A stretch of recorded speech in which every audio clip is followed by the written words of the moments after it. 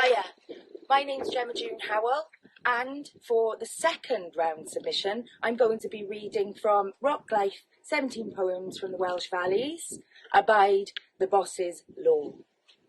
At dusk we gathered by the clock, the whole village had turned out, stood there in the ice-capped air, we no longer go without. Our women cradled flasks of tea, while we clasped wooden sticks. The kids looked on with hungry eyes, we miners had thrown down our picks. Our babies wailed with bellies weak, our wives did not retreat. They suckled them there by the clock, stuck to us like fat on meat. But soon they'd have to go on home and put the babes to bed.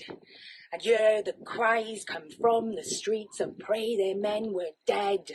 See coal runs through our hearty veins, the pits sunk with our bloods. The fat cat gets to drink the cream, while we make do with spuds.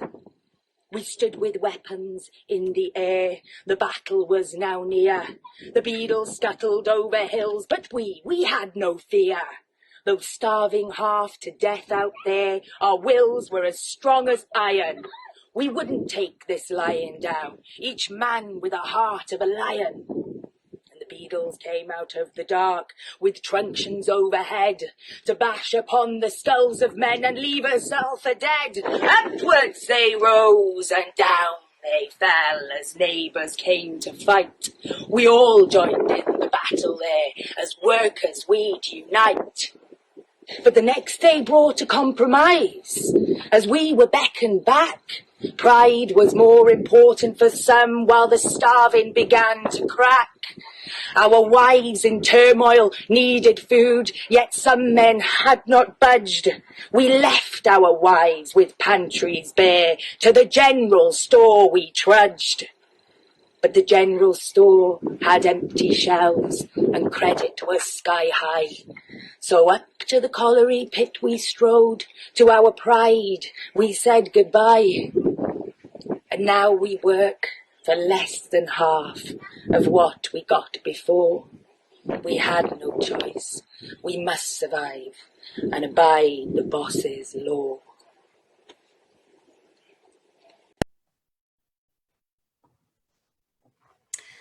That was Gemma Howell reading her poem, Abide by the Boss's Law, about Welsh people struggling against poverty and hunger a century ago.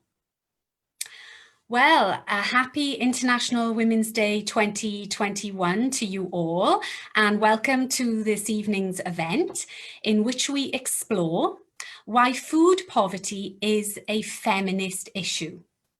And this event has been organised by the People's Assembly for Wales, which is a network that campaigns against austerity, cuts and privatisation. We do ask that everybody who's watching tonight would please share the video of tonight's live broadcast so that we can reach more people and get our message out to more people. So the theme of this year's International Women's Day is choose to challenge, because when we challenge, we can bring about change. Tomorrow, in the Senedd, there will be a vote to pass the Welsh budget for 2021, and we choose to challenge that budget. Currently, over half of the children who are living in poverty in Wales, and this is about 70,000 children, are not eligible for free school meals. We feel that as a matter of urgency, there needs to be a change in policy to extend free school meals to include all of those children. But that would only be a first step to a greater goal. And the greater goal is that there would be an introduction of a Welsh Universal Free School Meals Bill in which every child in Wales would be entitled to a hot, nutritious meal every day. And my name is Madhu, and I support this campaign because I grew up on free school meals. So I understand only too well the hardship that all of these families are going through and all of the issues associated with poverty and what all of the campaigners are fighting for. I do hope that all of you who are listening tonight come to support the campaign if you don't already. But that's enough about me, because we have lined up for you tonight some truly inspirational women, and I look forward to hearing what each of them has to say. And the way we are going to have this meeting this evening is each speaker will speak in turn, and hopefully at the end we may have time for some questions, but we're on a very tight schedule tonight for time. We have to finish before 7 o'clock, so if we can't get around to your questions, still please put them in the chat and somebody from People's Assembly will endeavour to answer those questions for you. Now, over to our first speaker this evening. We are very, very honoured to welcome Selma James. Now, for those of you who might not have heard of Selma James, she is the International Coordinator of the Global Women's Strike. She's an author and an activist, and the founder of the International Wages for Housework in 1972. Selma began campaigning at the age of 15 in 1945. And just as a matter of note, she has a new collection of her writing over several decades, has just been published, and it's called Our Time is Now: Sex, Race, Class, and Caring for People and Planet. Now, I look forward to reading that, and I recommend that you all get a copy too. So over to Selma, who will share her experience with us on why food poverty is a feminist issue. Selma. Thank you so much for that very kind introduction. I'm really honoured to have been asked, because I just love Wales, and people will know perhaps that my introduction to Wales was from a film about the women who were mothers and daughters and wives of the miners in the 1926 strike, which I was honoured to bring to Wales and to show in the valley where those women had once lived. I feel drawn to Wales, really, and so does my dog, which comes from Wales. You know, he's a Cardiff guy, and his name is Nye, and we call him Comrade Nye, and he answers to that name, I'm glad to say. Good name. Good name. Good name. Nye Yes, Bevan. it is. Really a wonderful person that it represents, and a movement. I want to say that I must begin saying, first of all, that every issue is a feminist issue. Food especially, I think, but there is no issue that does not have a women's point of view and that has not been part of the struggle that women in one country or another, and many countries often, are involved in. And the strike that's going on now, and the women in that strike in India who marched into Delhi, the capital of that country, representing a strike of 250 million people, fighting really about the soil, about their treatment as farmers, about the lack of pay equity, about the extreme poverty. All of those women and men are fighting our cause, because what they want, what the government, which is very right-wing, and racist, profoundly racist, what that government wants is for corporations, including Monsanto, to own or control all the soil in the country, which means they would control the food and could starve anybody they liked with impunity. So what they're fighting for is what often has already happened in some parts of the world, and what we must stop. What they're fighting, our fight to keep control of the food we eat and what that food is like.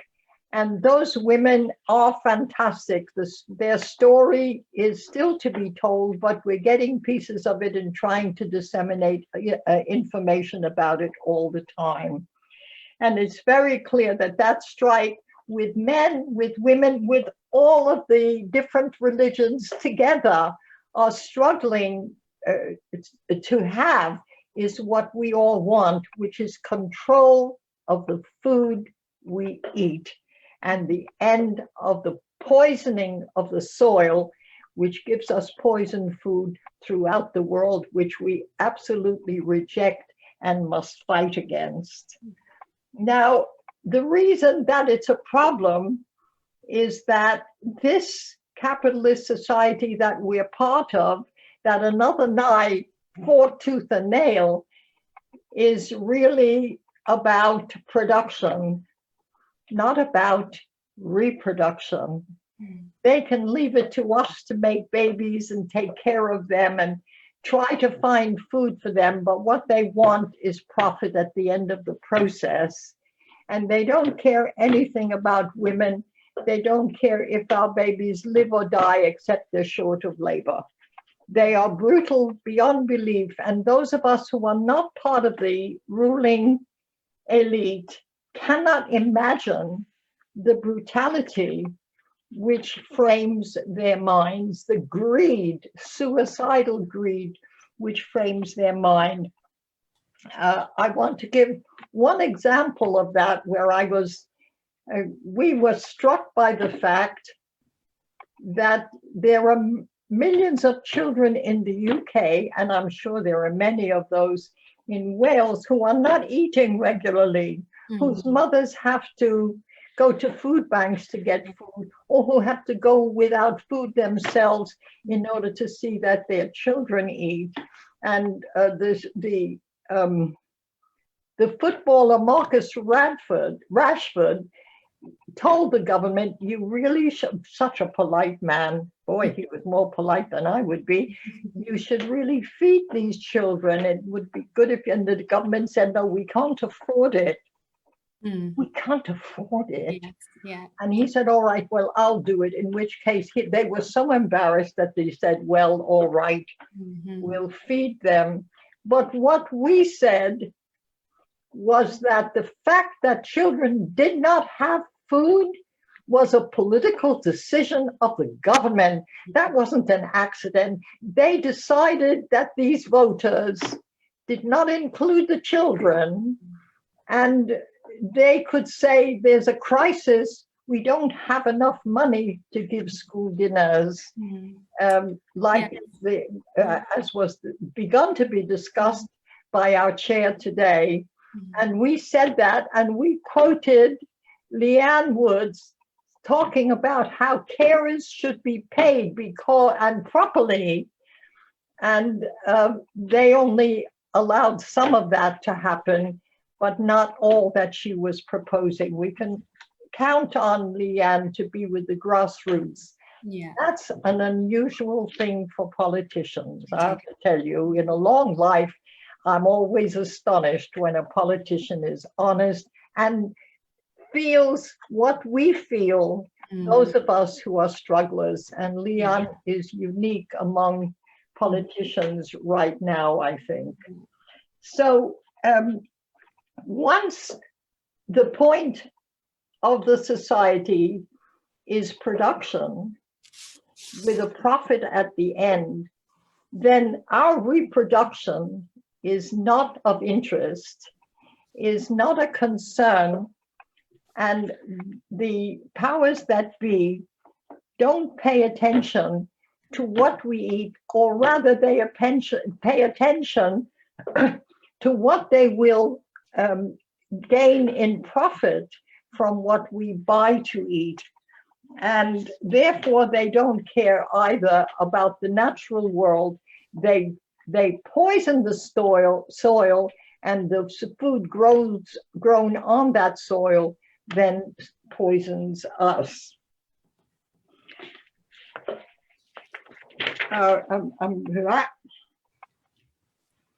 Well, Selma, you have certainly brought up there something that we're experiencing in Wales at the moment. You know, 3 in 10 children are currently living in poverty. Many of those families are visiting food banks. And you said there that politicians say they cannot afford to alleviate the poverty. And that is what we are hearing from the Senedd at the moment. And it's not good enough. We don't accept it.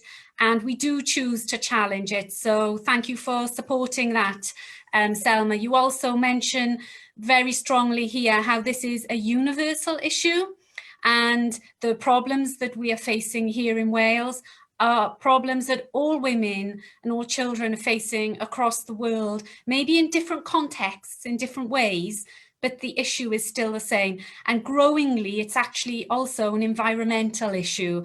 And I think that's something that people really need to take home. Anything you'd like to add, Selma? Oh, yes, I haven't finished what I wanted to say.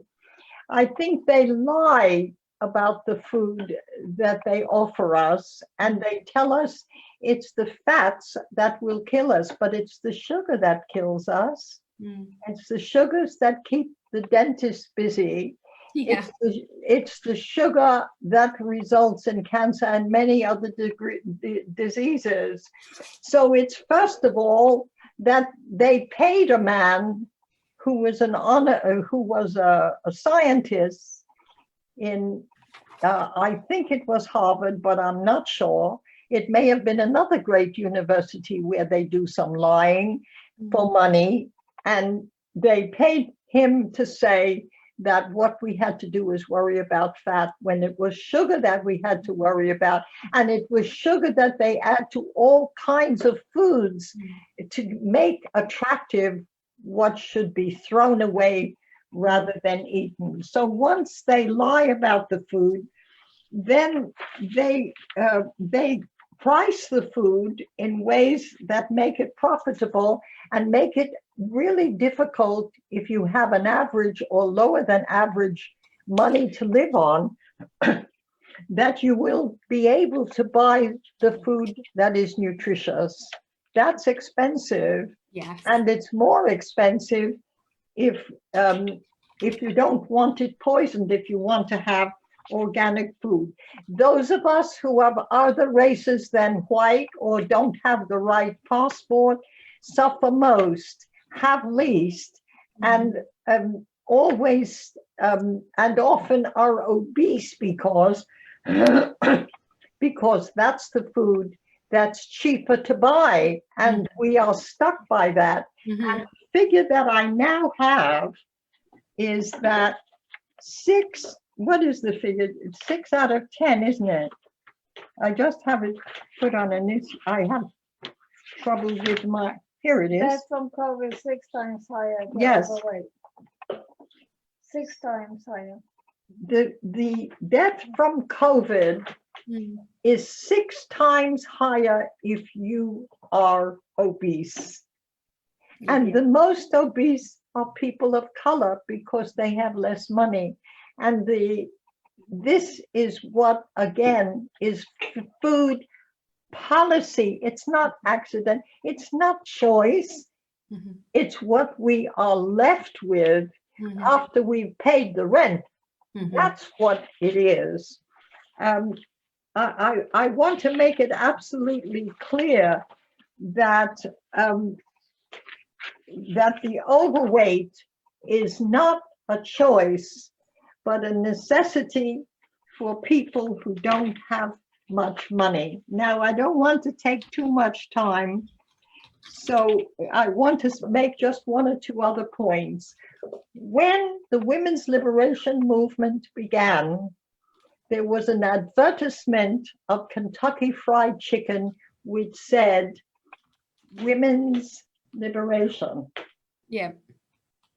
And that was because we as women were forced out of the home to work because one wage was not enough, or because we started a movement which meant that we will not take the violence of men and left men and were single mothers.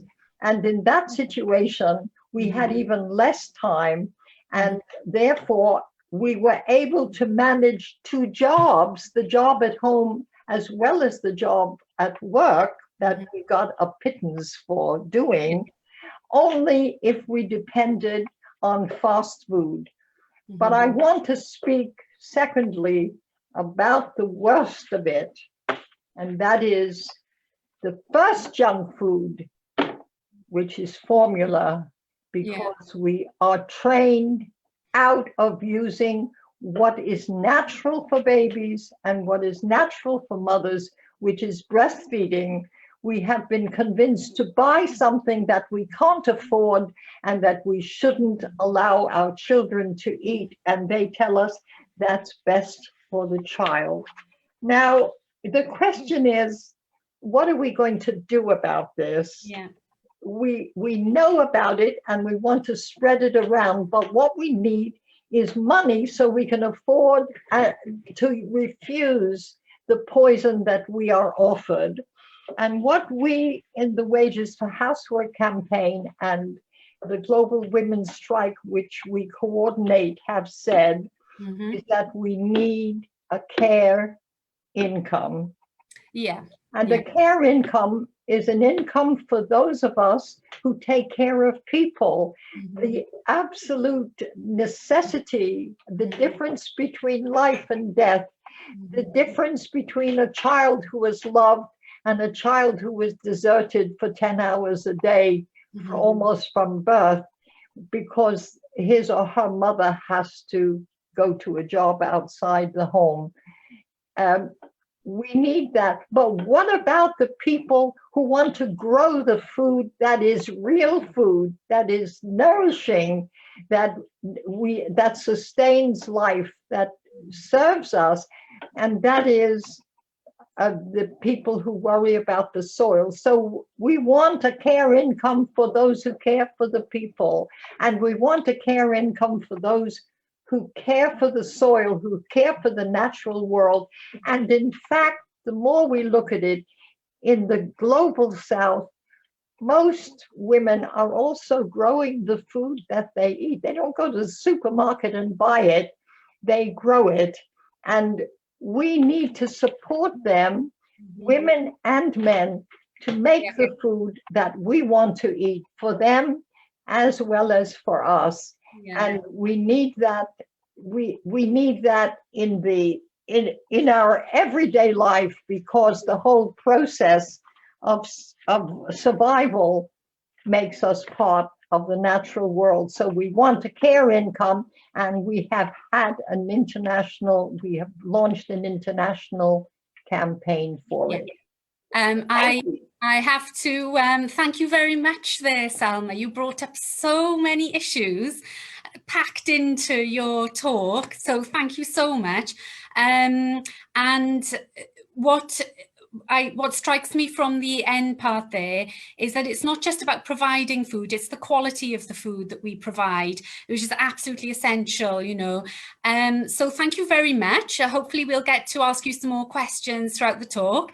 I have to now we're going to have a brief interlude, and we're going to have a video, and the video is from Amy. She's a Welsh nurse, and she's one of the leaders of the NHS Workers Say No campaign, and they're a group of health workers who are fighting for a 15% pay rise in Wales.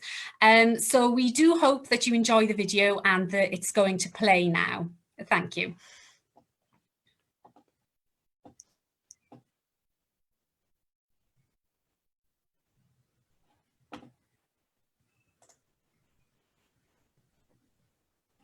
the issue of free school meals for children.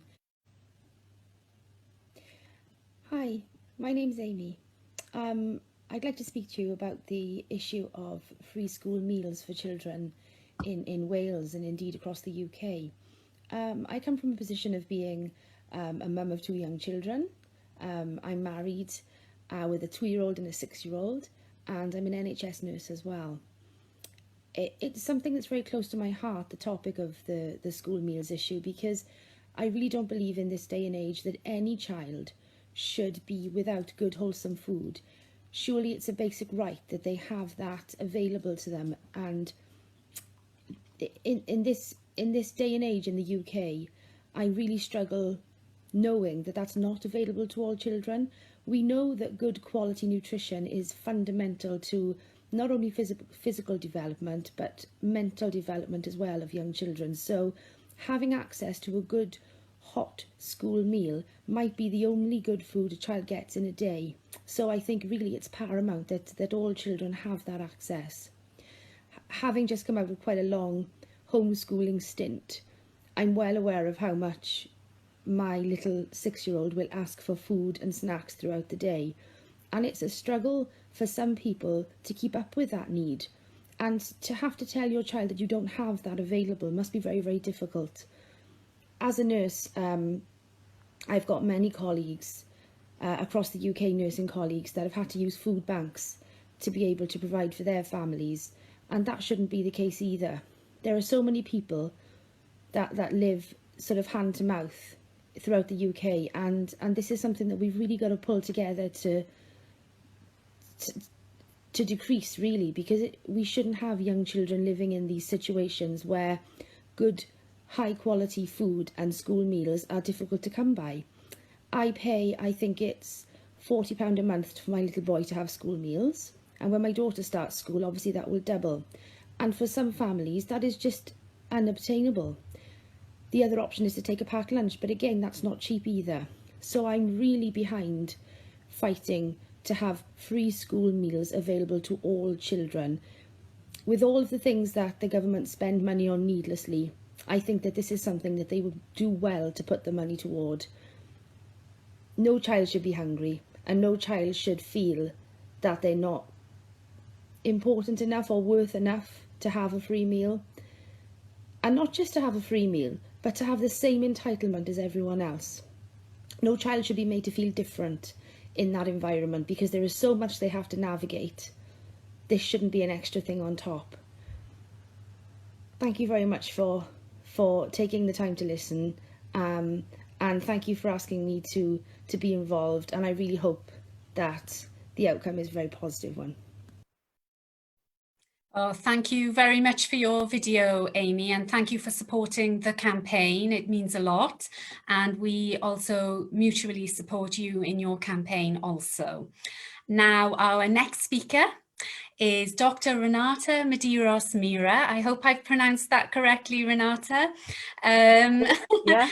And Renata is a lecturer in Cardiff University, and she is also part of the Cardiff UCU, which is a trade union that organises the education workers in Cardiff University. And she is the union's anti-casualisation officer. And what she does is she works to ensure that there are more rights for the workers under a precarious sort of contract, the casualised workers. So she has a lot of experience from her campaigning and from her union work. And Renata, I'm very curious to hear your thoughts on this and what you can bring to the discussion, please. Thank you very much. Yeah, so UCU represents staff in further education and higher education. And what I'd like to maybe to bring today briefly are the 3 main reasons why UCU is fully supporting this campaign. And I thank People's Assembly Wales for putting this campaign forward, because it is so important. So I really want to emphasize what Amy already said, and Selma, that school meals to all children is a very basic demand, and we should not be afraid of asking for what we want and try to be reasonable and compromise on what we want. So for instance, what we really want at university is not just more rights for casual staff. We want to finish casualization, and that's very difficult, but that is the goal. And I think we should always fight for the goal. And in this case, I mean, it's beyond words that children in poverty don't have free school meals, but school meals to all children is a very basic demand, and we should stand totally by that. It's the kind of thing that if it was already in place, like it is in other countries, which I think we'll hear about, no one would start a campaign demanding school meals to be taken away from children. Maybe Thatcher would, but not the public. I mean, people would be fighting to defend this, like they fight to defend the NHS when there's threats to it.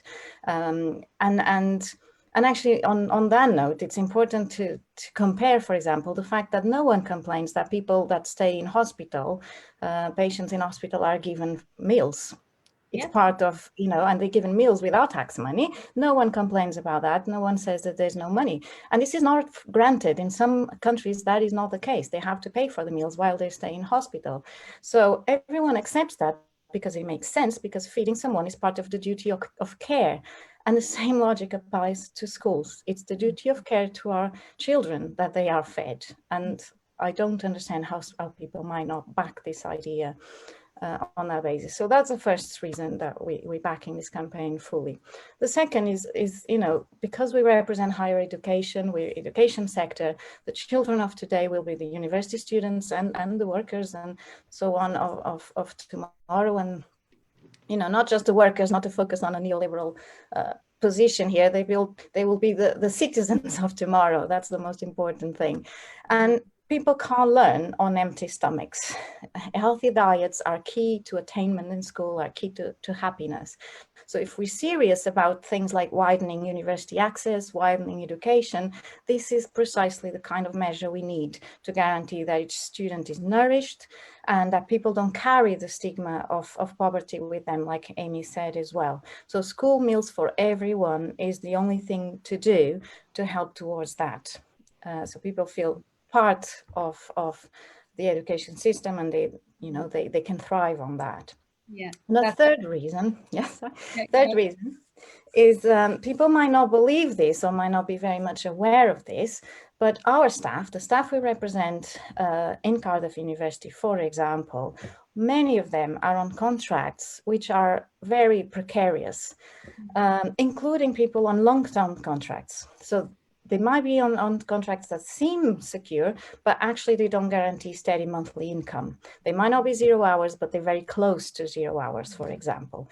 So we have a lot of members that approach the union with issues that relate to this type of contracts.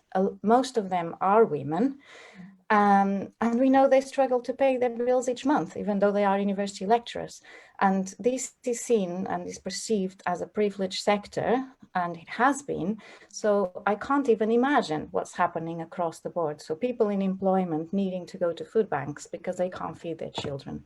So this is why it makes complete sense for UCU to back this campaign fully. And I really, really hope that we can take this forward together.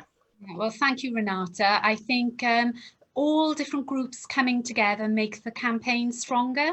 It makes a small voice louder, and it's absolutely essential. I think I took something there, you know, that holistic idea that when they're going to school, it's not just about feeding their mind, it's nourishing their body too. That's absolutely a beautiful idea, and it's essential. Very good point. And also, our children of today, they are the adults of tomorrow, the citizens of the future. So it's a very good point. So thank you very much, Renata. And I need to move on to my next speaker now because we are quite tight for time. So I do apologise. So our next speaker tonight, we're very privileged to welcome her. She's Professor Rebecca Boden, and she is works in Tampere University in Finland. Rebecca, you're still on mute, so if you could take yourself off mute, that would be great. And we have a lot to learn from Finland. I'm very impressed by the Finnish model, where, as I understand from my research, children from age 6 to 16, all children are universally entitled to a free school meal. And this has been the case for about 70 years. And I think you will have a lot to share with us that the campaigners can learn from, but also that our politicians need to hear. So over to you, Rebecca. Okay, thank you very much. I'll try and get through it. I've lived in Finland. I'm not Finnish, obviously, you can tell by my accent. I've lived in Finland for 4.5 years now, and I'm actually a professor at Tampere University. Tampere is about 100 miles north of Helsinki, sort of in the middle of the southern part of Finland. And pretty much from my beginnings at Tampere, I realised, or I appreciated, the sanctity of lunch at the university amongst my colleagues. No one eats in their office. It's always communal, social and shared, and starts as early as 11 a.m. It's a full-scale lunch: soup, a plate of hot food, a salad, bread, margarine, because they've got this health kick because of the heart disease rate in Finland, and sometimes dessert and a drink, fruit juice, milk, or piimä, which is soured milk. You cannot interfere with the lunch. It takes exactly an hour. You serve yourself from a buffet. You clear your tray away at the end. Everybody wipes, everybody keeps it all clean and lovely. It's only recently that I've made the connection between these lunch practices at my university, which were replicated in every workplace, and the provision of free school meals, or as they call it, the school feeding programme. School lunches embed these lunch practices in people throughout their working lives, and Finns carry the school lunch tradition into their adulthood, and it's as natural as breathing. Finland has one of the world's best education systems, not just because of its PISA scores, but also because it's based on respecting and caring for children. It's illegal to charge for education in Finland because there's a belief that every person has the right to the same equal education. And I was asking a colleague a few months ago about why the baby box, because Finland also invented the baby box, why that was given universally. And I thought it was a sort of cost-effective thing, but I was very sharply rebuked and told that in Finland, the baby box is a gift from the people of Finland to every child because every baby is welcome. Mm. And I was like gulping my throat at the idea that a whole country could think that every child was welcome. School feeding started in 1943 in Finland in the middle of the Second World War, just after the USSR had annexed Eastern Karelia, which is still part of Russia. Meaning there were lots of displaced children and 50,000 orphans, and the state stepped in to start feeding children at that point. Interestingly, in 1943, Winston Churchill actually wrote, "There is no finer investment for any community than putting milk into babies." We should remind Boris Johnson about that.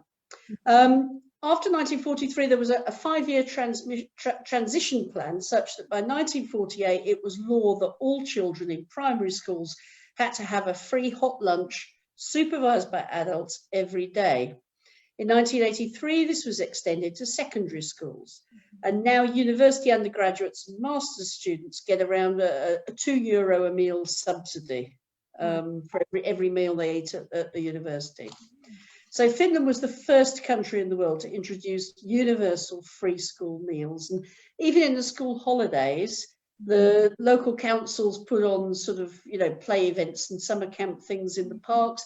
I see the kids in Tampere, they turn up there with their bowl and their spoon and their cup because they even get fed. It's a voluntary thing at this point, but they get fed even when they go to the summer camps. How did this happen? Finland got its independence from Russia in 1917 from Lenin, who reputedly very much liked Finland and Tampere especially because it makes very fine blood sausages, to which he was quite partial. It was an extremely poor country. It was just a community of remote forest dwellers. And after 1917 and a horrible civil war, it embarked on a real program of nation building. It was a nation building project, quite explicitly. You know, for the first time ever, Finland had its independence as a country. And that involved building a community through the strength of the people. And Finland takes this idea very seriously about the people are its strengths. Mm-hmm. So it introduced the baby box in 1938 because it had a horrendous child mortality rate. Mm. And the baby box was introduced to encourage women to walk for many miles out of the forest and attend their antenatal clinic appointments. Primary schooling was made compulsory from 1921. And even now, there's this marked, strong sense of national but not nationalistic spirit. It's a nation of enthusiastic taxpayers. People, yeah, I pay very, very high taxes in Finland, but nobody resents it, including me, because everybody feels they're contributing for the national good, for everybody's good, for the collective good.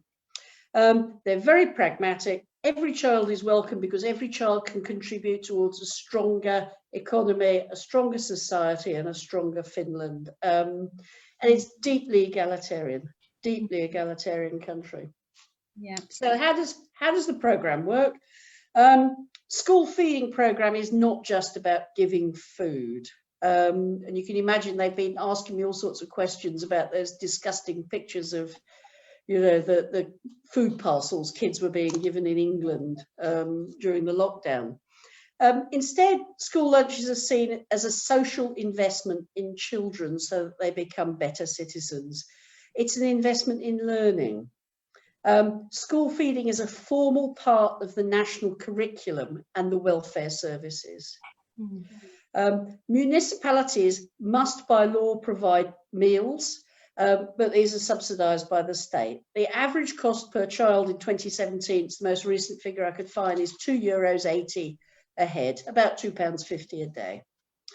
The school feeding programme is tightly regulated, not just on the provision, but national standards, quantities and so on. There's a little quote from, I'll send it to you actually, it's a good Ministry of Foreign Affairs report on this. Quote, school meals generally consist of typical Finnish foods with international influences, that means they have pasta sometimes. Portion size examples, model plates for different age groups are provided in the recommendations for school meals. A balanced school meal includes a hot dish, including potato, rice or pasta with fish, white or red meat, or vegetarian protein sources, such as legumes or eggs. A vegetable side dish and salad, including dressing and oil. A drink, milk, plant-based milk drink, or soured milk, that's the pima. Whole grain bread, and I'm sorry to say margarine again. The regulations also include the requirement that the meals are supervised by adults, relaxing for the children, and that they, quote, give children pleasure. Yeah. Lunch is an important social occasion. This isn't just feeding, but lunch is a part of the social education of children and about binding people together, that everybody shares lunch and everybody gets the same lunch. You can choose vegetarian or not vegetarian, that's it. Children are involved in the meal planning, and in some schools they're involved in growing the food as well. Some municipalities have deliberately decided not to use big suppliers and are developing local kind of organic independent food suppliers and so on. So it strengthens local economies as well. You're not allowed to sell sugary sweets and snacks in Finnish schools. You know, if there's a vending machine, the parents have to be consulted about what their kids are going to have. And it's not all perfect, so the Finns get terribly worried. If I've just got 1 minute to, this is a lovely quote. School meals are also taken for granted. Not all people eat the full school meal every day. The goal of 100% coverage is not achieved. Even though the food is available for all, you can feel their confusion over this. In lower grades, almost all pupils eat the school meal every day. In upper grades, the attendance at school lunch is lower. And it goes on to talk about teenagers eating unhealthy snacks. And this is often correlated with alcohol and smoking, you know. So there's a sort of real concern that children are fed. Now, I suppose at the end of this, I could say the cultural foundations of this are really clear. An egalitarian society embarked on a nation building project, a desire not to stigmatise or shame anyone, a belief that bringing children up is the responsibility of all citizens and we should all pay for that through our taxes, and that care for children isn't the parents' responsibility but is shared with the state and with your community, and it becomes an important bonding mechanism and a real genuine social inclusion. So sorry, I've got to stop there. I could go on for ages, but it's a fascinating topic. That was wonderful, Rebecca. What I loved about it when you mentioned how every child is everybody's child. Wow, and every child is welcome. Every child is welcome. Yeah, it's the opposite of the kind of selfish society that we've seen since the Thatcherite years onwards. When you mentioned about an egalitarian society, what I would love to see in Wales is an egalitarian society. And I do believe if the Welsh Government are serious about eradicating child poverty and making a more equal society, something like actions and bills and policies that tackle things like free school meals is where you can start. And it's about changing people's thinking. How you mentioned people are happy to pay their tax because they see how it improves society, not just for now, but for the future. So the challenge also is to challenge people's thinking and their way of thinking, not just by, it's not just as simple as bringing new policies in. There's a bigger campaign that needs to be had. So thank you, Rebecca. I hope we do hear more about the Finnish model, and I think it's a model for us to follow, so thank you very much. I need to go on now to my next speaker, who is Dinah Mulholland.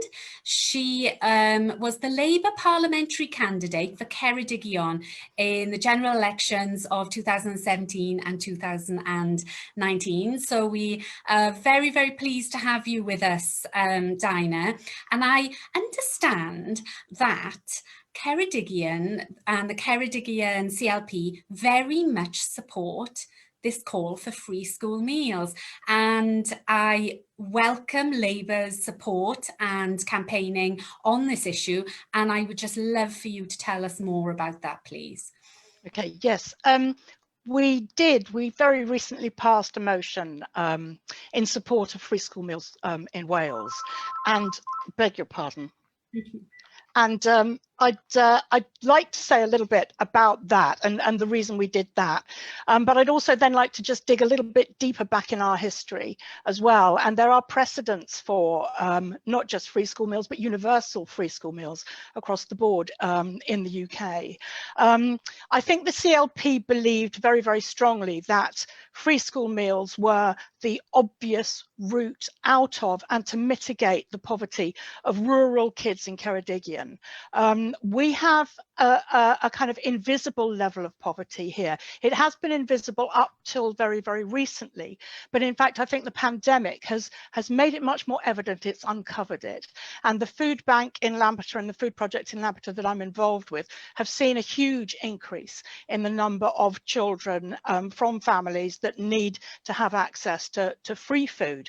And I believe that it's absolutely, and the CLP certainly believe that it's absolutely shocking in this day and age that we should be relying on charity to feed children, and it's not acceptable, I don't believe, in the 21st century. I think children are a bit like canaries in a mine.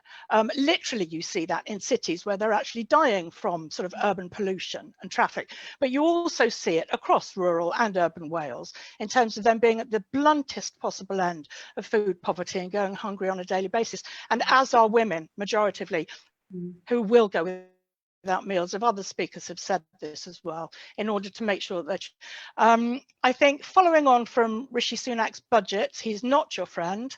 1 in 3 people in the UK are predicted to fall into hardship by May.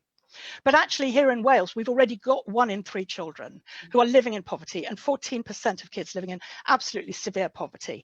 And goodness knows what that figure is going to be like for children by the end of May here in Wales.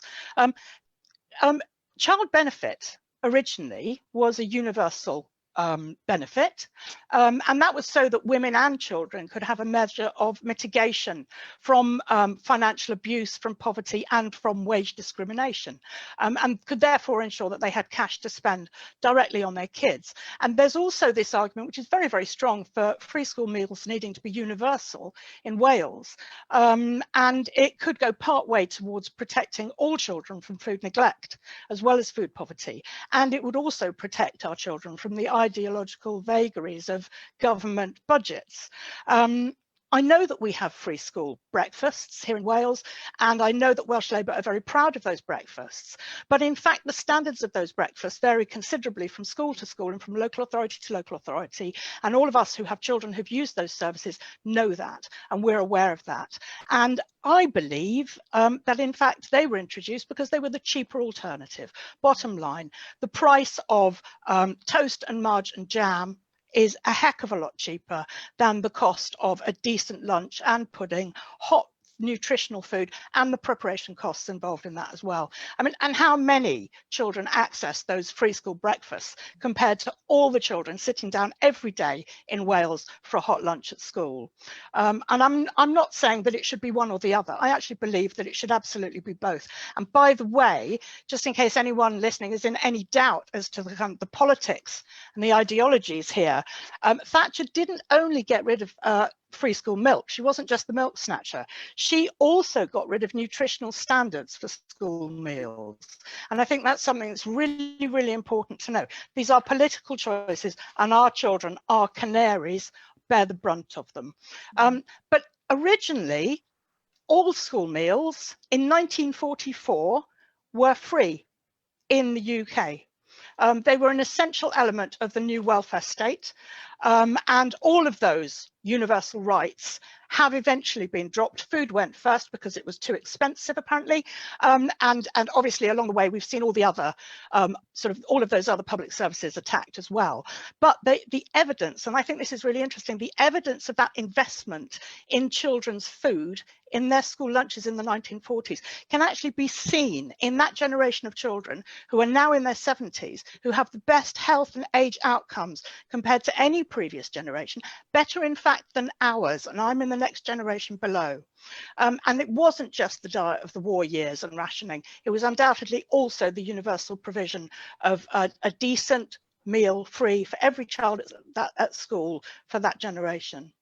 And I'd also just like to say, I'll finish now, that as it was a world war that gave us the space then to rethink the principle of how we lived and related to each other, and the principle of our relationship to the state, and gave us the welfare state. What we're experiencing now in this pandemic is another major opportunity. It's the biggest opportunity we have had for generations for another seismic rethink, and an opportunity within that to address inequalities for our children.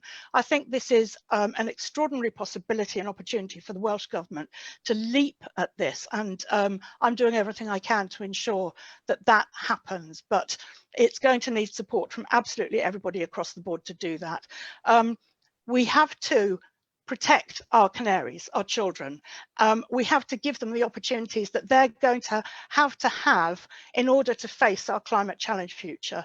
And this is a very, very clear message, and a very clear way to actually give those children the nutritional and the love that they actually need in order to build back fairer, not just build back better, as Welsh Government is very proud of saying at the moment. Thank you. Oh, thank you, Dinah. And to love our children. Isn't that what it's all about? To love our children. You know, we haven't used the word love in it yet, and it's often not mentioned in the literature that we read, love, but this is about love. This is exactly what it is about. And what you said, we have to seize the opportunity. We do. We have a once in a lifetime opportunity at the moment in this post-COVID environment that we're in, and we do have to seize that opportunity. So we, as campaigners, all of us, you know, we really have to lay the pressure on thick here and seize that opportunity. And before I move on to the next speaker, the other thing that you mentioned, that women go hungry. Now you see this, They do. When a woman doesn't allow her children to go hungry, she will miss the meal and ensure her child will get some food, you know, so from the house. And universal free school meals will benefit the whole family, not just the child. And that's something that is very important to mention. So thank you. And we now go on to our next speaker this evening. So thank you everybody who's tuning in, and thank you for staying around, and I hope you're enjoying the show and event, I mean. And our next speaker tonight is Ellie Harwood. And she is the Wales Development Manager for Child Poverty, the Child Poverty Action Group. And it was actually her research on free school meals and the case for universal free school meals that inspired the People's Assembly to campaign on this issue. So you're quite a special person, Ellie, a true inspiration. So please tell us a little bit more. We'd love to hear it. Okay, thank you. I work for Child Poverty Action Group. We, as an organisation, have campaigned for years and years for universal free school meals, and we look at it as something that should just be a fundamental right of childhood. We were interested in initially understanding how the Welsh Government's means test for free school meals is working as an anti-poverty measure, and we discovered in doing a very sort of deep and complex analysis of free school meal receipt and eligible families in Wales that more than half of children in poverty in Wales can't get free school meals under the Welsh Government's current means test. Primarily that's because the threshold is very, very tight. So if you earn over £7,400 a year and you're on universal credit, you're deemed to be too well off to qualify. But it's also because Wales is alone amongst the British nations in failing to provide universal free meals for infant children, so our foundation phase. So if a child in Key Stage 1 in England or in E1 to 3 in Scotland is going to school, all those little children get free meals as part of the school day. But in Wales, the Welsh Government chooses to apply a means test even to the very youngest learners. So we start means testing kids as soon as they go to school. And this means that we have more children here missing out on free school meals, children in poverty missing out on free school meals, than anywhere else in the UK. So, you know, to me, that was startling. It wasn't something that was immediately obvious from understanding the issues. It was only through doing these calculations. And, you know, really, it's been great to see the momentum building with so many organisations and individuals getting involved. But I just wanted to reflect a little on things that have been touched on. I do research with families in poverty in Wales, and as it's International Women's Day, I think it's really important to reflect, you know, on the role of mothers in protecting their children from food poverty. It's incredibly rare, if ever, that you hear about parents who don't want to feed their children. Every parent wants to feed their child. If anyone who's heard their baby scream for milk, who's had a toddler crying, I'm hungry, it's visceral. Your need to feed that child, you know. And in the research that I do, looking at how families in poverty cope, how they go without and how they get by, what happens is that mothers forsake food primarily, sometimes fathers as well, but we find in couple parent families where it's that, you know, husband and wife or the same, you know, partners, that it tends to be the mothers who go without. And looking back in the 1930s, the Women's Health Inquiry Committee was looking at the health of women across the UK, and this is going back 90 years now, and they concluded that the woman will starve herself in order that the children will have a little more. And that is still the case today. That's happening right now. So, you know, the story of child food poverty, it's become much more visible through the pandemic, and particularly through the work of Marcus Rashford. But it's actually unusual for children to go without food in the same way. There are so many more parents going without, and this is a massive problem in Wales. Now, a few weeks ago, the Bevan Foundation released a report. It was based on a representative survey of households across Wales. and they asked the people taking part over the past few months, have you had to cut back on food? Now, very, very few families in Wales are cutting back on food for children. But when you look at the figures, particularly for lone parents, which most of whom are women, 90% are female, I mean, we're talking over 40% of single mums in Wales are cutting back on food right now in order that their kids are fed. Now, you can see, you know, the astonishing level of food insecurity when we look at the statistics on our food banks. The most common family type who use food banks in Wales are single parent families, and then families with 3 or more children. And the reason for this is because the burden of austerity and welfare reform has fallen heaviest on lone parent families and families with children, and they also happen to have taken the greatest economic hit during the pandemic. And you know, why do free school meals matter in this picture? It's because they're worth £400 a year on average to families, and we've heard, you know, the costs on a weekly basis of paying for your children to eat at school. You have no choice in the matter. You have to send your children to school, and they need to eat. So you know, when the cost pressure is taken off families, it frees up money in their budgets that allows them to buy other things that are important for them to be able to have a dignified life. And that can mean being able to buy enough food to ensure that everyone in the family gets to eat. But in sort of thinking about tackling food poverty and the gendered nature of it, it's really important as well that we focus on solutions that provide people with dignity and that value you know, the work that particularly mothers do in caring for their children.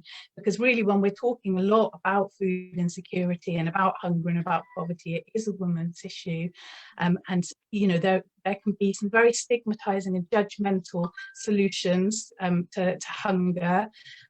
Unfortunately, we do have councils in Wales that still insist on delivering substandard food parcels to families instead of free school meals. You know, and the justification for that is that they don't believe the parents will use money to buy food for their children. And this really isn't borne out by evidence. That's something that's rooted in stereotypes and prejudice against low-income families. So, you know, we campaign very strongly for what we call cash first, which is that, you know, recognising the primary cause of hunger in the UK is not that there's a lack of food. In fact, we have more food than people can consume. We throw away tons every year. You know, we've got this whole elaborate system for diverting surplus food waste, you know, back into the supply chain and putting those scraps back on people's tables. The problem about food insecurity in the UK is people don't have enough money to buy food. So this is where we really need to focus on what we can do to shore up people's incomes. And you know, so free school meals are a really good way of putting money back into family pockets. And we also campaign then on improving child benefits. So we want to see £10 a week added to child benefit for every child as a way of kind of, you know, tackling some of these issues. So I know we're a little bit over. I'll wrap up there, but you know, as I say, I'm delighted to still see the campaign building. I really hope that we do get to a place where we are providing decent meals for every child in Wales, just as a normal part of the school day, and no one has to worry about those bills anymore. Yeah. Oh, thank you, Ellie. That was great. Yeah, the campaign really needs to keep going until there is success. You know, we can't back down on this one. And you mentioned about dignity there, and that is very important. We need to eradicate any idea of shame associated with free school meals. And this does bring me back again to Rebecca Boden, you know, when she was mentioning about how the whole society adopt this as something for everyone, and we need to learn from that. Also, you importantly mentioned how Wales sits amongst the other nations in the United Kingdom. Indeed, in Scotland and England, reception age children, years 1 and 2, are all entitled to universal free school meals, and this doesn't happen in Wales. And in Northern Ireland, the threshold for qualifying, as you mentioned, for free school meals is about £14,000, and it's half that in Wales. It's scandalous and it shames us, and we need to challenge this. So thank you very much, Ellie, for your research as well, because that does give us the backup for the arguments. So last but by no means least, we move on to Leanne Wood. Member of the Senedd for the Rhondda. Many of you listening tonight will have heard of Leanne Wood. You must remember from when she used to be the head of the Plaid Cymru party, and we'd often see you on television, Leanne, so you are a household name. Now tonight, Leanne will be speaking about the Rhondda Food Project, of which I think we're all interested to hear more about, and also what Plaid Cymru are doing to campaign on this issue. So if you could tell us a little more, Leanne, we'd be grateful of that. Okay, well, can I first of all say Happy International Women's Day to everybody, and it's been fantastic to listen to the other speakers. I'll pick up from where Ellie just finished, really, if I may. The 70,000 children who are currently living in families where universal credit is claimed but are unable to access free school meals. We're talking about 70,000 children who are by definition under the poverty line because universal credit doesn't provide enough to live on. So those 70,000 children really do need to be provided for. And I think it's a scandal that in 2021, in one of the largest economies in the world, that any child is going hungry, or any person at all. Now, it became clear to me a few years ago that the cost of food was increasing, and we've seen the price of food increase even more in the last year since COVID. But the costs of food have been increasing for quite some time, and of course after many years of austerity, people's incomes have decreased at the same time. So there was a real gap growing in terms of the number of people who were hungry. We decided, my staff and team of counsellors in the Rhondda, to engage with some of the supermarket schemes that Ellie just referred to, where the very complex recycling of food that they can't sell goes on. But we'll get involved in that, and we'll see if we can distribute some of that food to people in need. Now, what I thought was really important at the very beginning was to ensure that this wasn't sold as a food poverty scheme. This was a food waste scheme. So people were doing us a favour by taking this food off our hands, that it was all about reducing or eliminating the food waste that we produced in the Rhondda. It was an environmental scheme, but if it could help people, great. And so from that perspective, then we were able to say, okay, there's no means testing for this. This is to anybody who asks for it. You don't have to prove that you're on any kinds of benefits if you can make use of the food. All we ask is that it's used and not wasted. So that was a really successful scheme. People were coming into the office, taking what they wanted, and then of course COVID hit. And that meant that because of social distancing, we've only got a small space, we weren't able to carry on with that scheme. And I became acutely aware that need was growing. We'd already established a network of 600 people to go shopping and pick up prescriptions for people who weren't able to leave the house through COVID. And they were reporting back that people were struggling with food. So we were quite keen to get this scheme up and running again. So we brought it back in a different guise. Now we have turned some of those volunteers into food share volunteers. They collect the food from the supermarkets, they pack it all up, and they then distribute it by delivery to people who request it. And we sent out hundreds and hundreds of parcels, and they're very well received.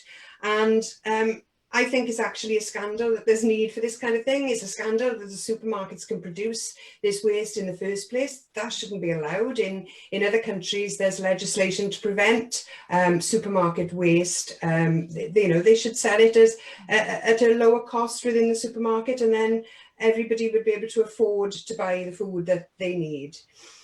One of the things that I'd like to say, though, is about this question of food poverty, because food poverty is poverty, and child poverty is poverty. It's adult poverty, it's mother's poverty. And unless you pay a decent amount of income to families, whether that's in the form of work or benefits, or as many people are now proposing, some form of universal basic income, then we will continue to have food poverty, because food is one of the easiest things in the household budget to cut when things get tight. And that's why, as we've heard, women go without food, and it's why food budgets get cut, because the others, your household costs, your electricity costs are all fixed. So it's much more difficult to manoeuvre. I'll finish with just saying a little bit about legislation that we need to have. Yes, we need to have legislation to ensure that as a right, no one goes hungry. But I would like to see that legislation link up a number of the different issues that have been touched upon tonight. Food security, the issues that Selma talked about in terms of the quality of food and the accessibility of food, the issues that Rebecca talked about in terms of ensuring all children have access to the range of different food groups that they need to be properly nourished. And also where we source our food from. We could do so much in terms of building up local economies by ensuring our food is locally sourced and community produced and cooperatively produced wherever possible. We need a whole system approach to food poverty. We need a whole system approach to poverty, full stop. And if I can just finish with the beautiful concept that I think Rebecca has brought to the meeting tonight, and that's this question of nation building from a community level, being nation-minded without being nationalistic, but also thinking about children and food and rootedness in our communities, and how all that is connected together, because that's very much the vision that I have for Wales. It's one of the reasons that I'm involved in the projects that I am involved in here in the Rhondda, that is connecting all these things up. It's ensuring that people have a voice and are politically educated as part of that movement as well, so that they don't have to live in food poverty, that they've got that political voice to demand the change, the legislative change and the political change that's needed to ensure that in 2021, not a single citizen here should be hungry. Yeah, no, that was brilliant. Thank you, Leanne. You did a fantastic job there of actually summing up all the speakers, as you included an element of what everyone had said and brought it into, basically what the campaign is about. And you did mention something very interesting. It's a totally different campaign, I know, but you mentioned about the universal basic income. And I think that is something that will continue to be campaigned for, and something that is for us to think about and to be further explored. I wanted to thank all our speakers tonight. We're very honoured to have you join us on International Women's Day and to give us your time, your knowledge, your experience, your expertise. I thought before we said goodbye, if going with the hashtag, perhaps on Twitter or Facebook, whatever social media you're on, whoever, to all the people following, watching tonight, and to the panelists, on International Women's Day, what is the one thing you could say, I choose to challenge with regard to this? This is a message to the Welsh Government, to the what would you choose to challenge? I'm going to go through each speaker. I'm going to go in backwards order. So firstly, Leanne, one message. Patriarchy. Right, there we are. Thank you. Thank you, Leanne. Ellie, what would your message be? Choose to challenge. Poverty, obviously. Thank you, Ellie. Dinah, one message to challenge the Welsh Government. The Senedd, hopefully, each member of the Senedd will hopefully watch this video. And what is your message to them? Is Dinah still with us? No? Okay, we're going to go to Rebecca. Genuinely compassionate and caring society. Dinah, one minute. Thank you. Has Dinah just come in? Yes, I've just managed to get myself back in, just Oh, in brilliant. time. Go on, what's your message? Well, I'm going to challenge the Welsh Labour government to actually do something about the lack of provision universal free school meals in Wales. That's my mission. Yeah, no, thank you. Thank you. And Renata, your challenge, what's your choose to challenge? What's your message? I choose to challenge capitalism, but if that's too big for the Welsh government, I'll go with inequality for now. Thank you. Okay. And last but by no means least, Selma James, your message. No. Well, I would go along with a number of things that have already been said, but I must demand that there be an income for carers, beginning with mothers, that a 1% rise tells us that they don't care. And we care, including for each other. And therefore, every woman and man who is a carer must have an income. You can't pay for care. You can only pay so that caring can go on. Yeah. And we think caring must go on a great deal more than the government does. 1% tells us they don't care. We care. We want a living wage for carers. Yeah, thank you. Yeah, absolutely, 100%. Well, thank you, everybody. Now, Selma has just mentioned about the 1%. So an important message for you all. At 7 p.m. tonight, the People's Assembly Against Austerity Facebook page is also having another live Zoom meeting. And this is their campaign, which I think might have been launched today, actually. And it's 1% insult after injury, give NHS staff a proper raise. And on that event, Zara Sultana, the MP, will be speaking, the Labour MP, also NHS workers, plus lots of other people. So after you've all tuned out of this, you might want to stick with People's Assembly for the evening, make a night of it, and join that other Zoom meeting. So I would just like to thank all the panellists, the People's Assembly, and all the viewers tonight. Thank you very much.